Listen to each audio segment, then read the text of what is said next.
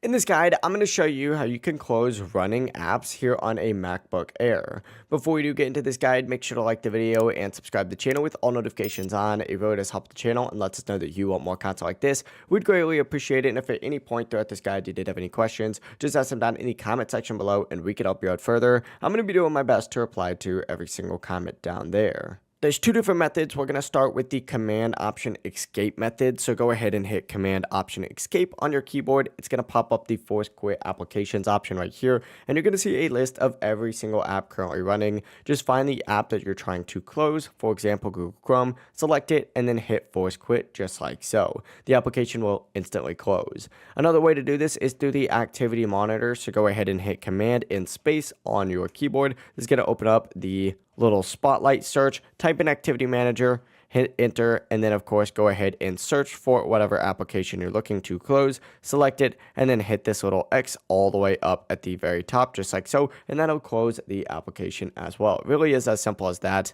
If you guys did have any questions, just ask them down in the comment section below and we can help you out further. I'm going to be doing my best to reply to every single comment down there, but that is how you can close running apps here on a MacBook Air. If this guide helped you out, make sure to like the video and subscribe to the channel with all notifications on. It really does help us out, lets us know that you want more content. We'd greatly appreciate it. Have a great rest of your day though.